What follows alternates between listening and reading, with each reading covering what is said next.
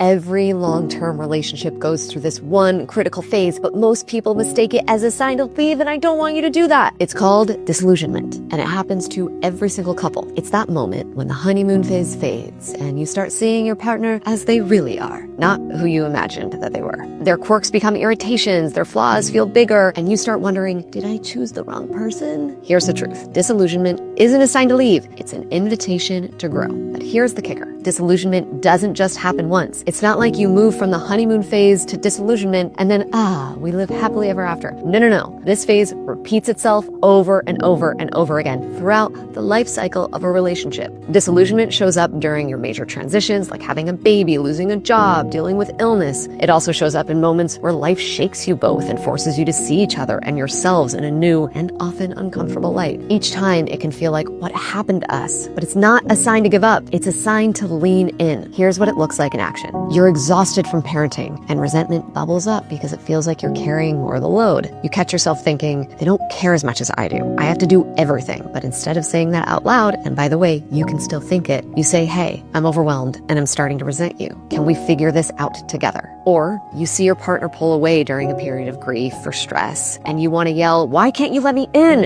Instead, you soften and you say, I know you're hurting and I don't know how to help. Can you tell me what you need? Disillusionment is cyclical because relationships are alive. They're constantly growing, changing, and being tested by life's pressures. And each time you work through it, you move into the next phase, more intimacy. This is where you choose each other, not because it's easy or perfect, but because you're willing to do the work to stay connected. The couples who make it aren't the ones who never hit disillusionment. They're the ones who see it as part of the natural rhythm of a relationship and then use it as a chance to build deeper, more enduring intimacy.